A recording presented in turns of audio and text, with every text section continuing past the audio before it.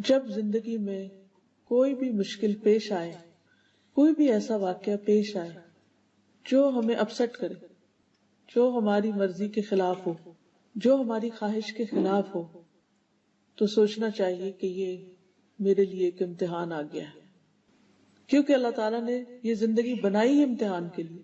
اس میں ہم سب کو ٹیسٹ کیا جائے گا، اس کے بغیر کوئی بھی یہاں سے نکل ہی نہیں سکتا اس دنیا سے، تو ٹیسٹ تو ہونا ہے۔ اب یہ میرے لیے ایک ٹیسٹ ہے، اور اس میں مجھ سے دیکھا یہ جا رہا ہے کہ میں اس میں کرتی کیا ہوں، میرا رویہ کیا ہوتا ہے، میرا طرز عمل کیا ہوتا ہے۔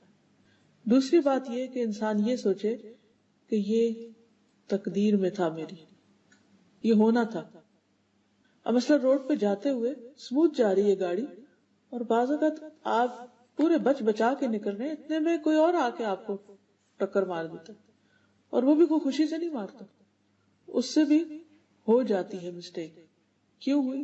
کوئی کنفیوژن ہو گئی، اس کو اس کا اندازہ کوئی غلط ہو گیا، یا وہ سو گیا، کوئی بھی وجہ ہو سکتی۔ اب ایک حادثہ تھا، پیش آ گیا۔ اب اگر یہ حادثہ پیش آ گیا ہے، اب کیا جائے؟ تو سب سے پہلا خیال یہ آنا چاہیے کہ یہ اللہ کی مرضی سے ہوا ہے، اللہ جو چاہتا ہے وہ ہوتا ہے، اور جو نہیں چاہتا وہ نہیں ہوتا۔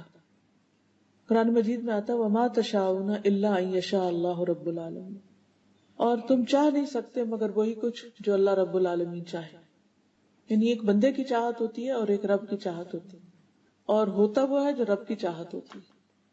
وہ کیوں ہوتی؟ اس لیے کہ وہ رب ہے۔ اگر اس کی مرضی نہ چلے اور ہماری چلے تو پھر کیا ہوگا؟ پھر تو ترتیب ہی بدل جائے گی۔ تو اس لیے ہونا تو وہ ہے جو وہ چاہے گا۔ اب بعض اوقات اس کی چاہت ہمیں بڑی پسند آ جاتی ہے، ہماری بھی وہی چاہت ہوتی، لیکن بعض اوقات وہ ہماری چاہت نہیں ہوتی، ایک کانفلکٹ سا آ جاتا ہے۔ ہم کچھ اور چاہتے ہیں، اللہ تعالیٰ کچھ اور چاہتا ہے، اور وہ ہوا جو اللہ نے چاہا، اور وہ ہمارے لیے بہت بڑی مشکل ہو گئی۔ مثلا ہم نہیں چاہتے کہ ہمارا کوئی عزیز، قریبی، پیارا ہم سے جدا ہو، فوت ہو کر یا کسی بھی اور وجہ سے، لیکن اس کو ہونا ہے۔ اللہ کی چاہت یہ کہ وہ ہو جائے، اور وہ ہو جاتا ہے۔ اب جیسے یوسف علیہ السلام حضرت یعقوب سے جدا ہو گئے، حالانکہ ان کو آپس میں بہت زیادہ محبت تھی، باپ کو بھی بیٹے سے محبت تھی، بیٹے کو بھی باپ سے محبت تھی۔ اب بظاہر تو یہ بڑا ہی مشکل فیصلہ ہے، بڑی ہی تکلیف دہ صورتحال ہے، لیکن اب کیا کیا جائے؟ یہ تو اللہ کا حکم تھا۔ اب جو کچھ بھی ہوتا ہے، جیسے ابھی سورۃ القیامہ میں آپ سن رہے تھے، کلا بل تحبون العاجلہ وتذرون الآخرہ، تم جلدی ملنے والی چیز سے محبت کرتے ہو اور جو بعد میں آنے والی ہے اس کو چھوڑ دیتے ہو۔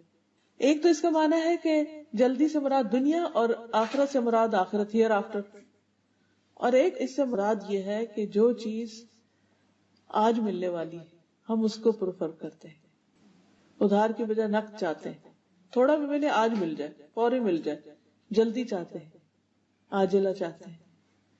اور اللہ تعالیٰ بڑی چیز دینا چاہتا ہے اور بعد میں دینا چاہتا ہے۔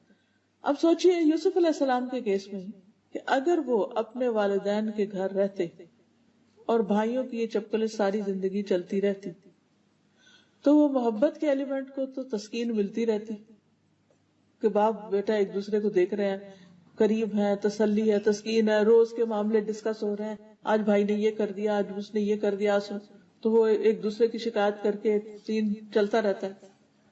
لیکن اینڈ آف دا ڈے اس سے حاصل کیا ہوا؟ حاصل کیا ہوتا؟ ذرا سوچیے، اگر وہ اسی سچویشن میں رہتے تو کیا حاصل ہوتا؟ کچھ بھی نہیں، وہی تو وہی رہتے۔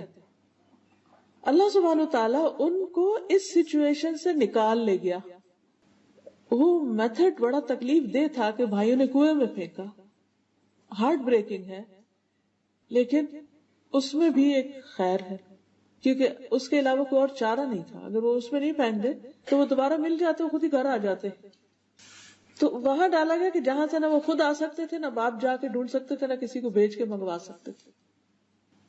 تو چونکہ ڈپارٹ کرنا ہی تھا، جدا کرنا ہی تھا، اس لیے ایسے طریقے پر کہ انسان کے بس سے باہر نکل جائے معاملہ۔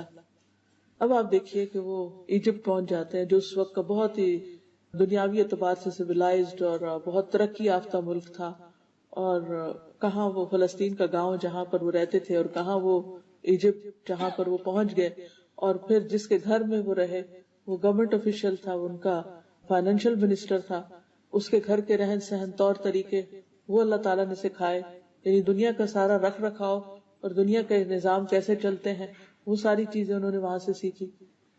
پھر کس طرح وہاں بھی ان کے ساتھ ایک کے بعد ایک مشکل پیش آتی رہی، حتیٰ کہ جیل خانے میں پہنچ گئے۔ اب یہ جیل خانے میں پہنچنا یہ اور بھی زیادہ تکلیف دہ تھا، لیکن اس کے بغیر بھی چارہ نہیں تھا۔ لیکن اب آپ دیکھیے کہ بظاہر رستہ کتنا خطرناک ہے، کتنا تکلیف دہ، لیکن کہاں پہنچ رہا ہے، نتیجہ کیا نکلنے والا ہے، اللہ تعالیٰ دینے والا کیا ہے ان کو اللہ تعالیٰ نے نبوت بھی عطا کی، خوبصورتی بھی عطا کی، اچھا اخلاق بھی عطا کیا، اور پھر دنیاوی حکومت بھی عطا کی، سب کچھ۔ یعنی ایک انسان کسی چیز کا جو تصور کر سکتا ہے کہ اسے دنیا میں ملے، وہ سب کچھ مل گیا ان کو۔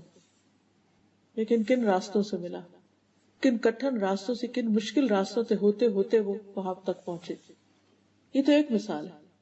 ایسے ہی موسیٰ علیہ السلام کی مثال بھی کہ کس طرح ان کی ماں ان کو پانی میں ڈال رہی ہے اور کس طرح وہ اپنے مقام تک پہنچتے ہیں۔ تو کہنے کا مقصد یہ ہے کہ بعض اوقات اللہ تعالیٰ ہمیں ایسی تکلیف دہ صورت میں ڈال دیتا ہے، ایسی مشکل میں ڈال دیتا ہے کہ جو ہمارے لیے بہت ہی ناگوار ہوتی، ہمیں بہت ہی ناپسند ہوتی، لیکن اللہ تعالیٰ سے بڑھ کر کوئی ہمارے لیے مہربان بھی نہیں، وہ الٹیمیٹلی ہمارے لیے فائدے کی ہوتی، مگر ہم اپنے شارٹ سائٹڈنس کی وجہ سے اس کو سمجھ نہیں پاتے، جس کے نتیجے میں ہم پریشان ہوتے ہیں۔ سارے غم کی وجہ یہ ہوتی ہے کہ ہمیں اس مشکل یا اس دلدل میں پھنسنے کی وجہ سمجھ نہیں آ رہی تھی کہ اس سے نکلنے کا، کیونکہ ہم تو ہوپلیس ہو چکے ہیں، فوراً ہم دل چھوٹا کر بیٹھتے ہیں اور ہم کہتے ہیں بس ہم تو ختم، اب تو ہمارے ساتھ کچھ اچھا نہیں ہونے والا، دنیا اندھیر ہو گئی۔ تو پہلی چیز جو بندے کو مشکل پیش آنے پر سوچنی چاہیے وہ یہ کہ یہ اللہ کا فیصلہ، اللہ نے میرے لیے یہی چاہا، اور اللہ کی چاہت میری اپنی چاہت سے زیادہ بہتر ہے، اس کی اس میں کوئی نہ کوئی حکمت ہے، مصلحت ہے، اس نے یہ میرے مقدر میں رکھا ہے، اور اس میں ضرور کچھ بھلا ہے۔ اللہ کا فیصلہ کبھی بھی ظلم پر مبنی نہیں ہو سکتا، بس اس وقت انسان اعتماد کر لے اللہ کے فیصلے۔ اب ایک اور سچویشن آپ دیکھیے، حضرت ابراہیم علیہ السلام، ان کی شادی حضرت سارہ سے ہوئی جو اس وقت مسلمان ہوئی، اور پھر بعد میں جب وہ ایجپٹ گئے اور اس بادشاہ نے حضرت سارہ کو پکڑا جس سے پھر وہ چھوٹ گئی، وہ بھی ان کی ایک کرامت تھی کہ وہ ان کے ساتھ برا ارادہ رکھتا تھا لیکن اللہ تعالیٰ نے اسے کامیاب نہیں ہونے دیا۔ تو اس کے بعد جب انہوں نے ان کو چھوڑا تو ساتھ حضرت ہاجرہ بھی تحفے کے طور پر دے دی۔ تو بعد میں حضرت ہاجرہ سے حضرت ابراہیم نے شادی کی، ان کے بچے نہیں تھے، حضرت ہاجرہ کا بیٹا اسماعیل پیدا ہوا۔ تو جب وہ دودھ پیتا بچہ تھا تو روایات میں اس طرح آتا ہے کہ حضرت سارہ بہت سخت ناراض ہوئی اور وہ کہتی کہ میں ان کو برداشت نہیں کر سکتی، آپ ان کو یہاں سے لے جائیں۔ اللہ سبحانہ وتعالیٰ کے حکم سے حضرت ابراہیم حضرت ہاجرہ کو لے کر مکہ میں آ گئے، اور وہاں پر ان کو لابس آیا جہاں ان کے پاس ایک چھاگل پانی کے سوا کچھ نہیں تھا، اور وہ بھی ایک دن ختم ہو گیا، اور دودھ پیتا بچہ تھا۔ اور وہ جب چھوڑ کے جا رہے تھے تو پوچھا کہ کیوں چھوڑ کے جا رہے ہیں، تو کوئی بھی نہیں ہے، کہنے کہ کیا اللہ کے حکم سے؟ کہا اللہ کے حکم سے۔ اور دوسری طرف حضرت سارہ جو تھی وہ فلسطین میں حضرت ابراہیم کے پاس ہی تھی۔ اب آپ دیکھیے کہ حضرت ہاجرہ کی بہت بڑی قربانی، حضرت سارہ کی نسل سے بھی ایک امت پیدا ہوتی ہے اور حضرت ہاجرہ کی نسل سے بھی ایک امت پیدا ہوتی ہے۔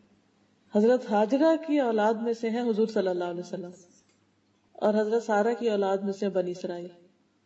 یعنی اگر انسان پیچھے تک جائے تو جس کی قربانی بڑی، جس کی آزمائش بڑی، جس کا صبر بڑا، اس کا انعام بھی بڑا۔ اللہ تعالیٰ قرآن مجید میں وعدہ کرتے کہ انما یوفی الصابرون اجرہم بغیر حساب، بغیر حساب، صبر کرنے والوں کو ان کا اجر بے حساب، انلمیٹڈ ملتا ہے۔ بعضوں کا دو لوگ بہت نیک ہوتے ہیں لیکن انسان ہونے کے ناطے ان کی آپس میں نہیں بنتی، ایک دوسرے کے اوپر کسی نہ کسی طرح غالب آ جاتا ہے، اس کا ہاتھ بھاری ہو جاتا ہے۔ یہ بھی تو ہو سکتا تھا نا کہ حضرت ابراہیم حضرت سارہ کو چھوڑ کے آ جاتے، لیکن کبھی ایسا بھی ہوتا ہے کہ زندگی میں ہمیں یوں لگ رہا ہوتا ہے کہ جیسے ہمیں پیچھے کر دیا گیا ہو، ہمیں اگنور کر دیا گیا، ہمارا حق مار لیا گیا، کبھی ہمیں ماں باپ سے شکایت ہو سکتی ہے، کبھی بہن بھائیوں سے، کبھی کسی اور انسان سے ہو سکتی ہے۔ کتنا ہیوملیشن کا محسوس ہوتا ہے انسان کو جب آپ ریجیکٹڈ اور ڈیجیکٹڈ فیل کرتے ہیں اپنے آپ کو۔ کبھی بچے پرواہ نہیں کرتے، یعنی ہر ایک کے مسائل فرق ہوتے ہیں، مختلف چیزیں سننے میں آتی رہتی ہیں۔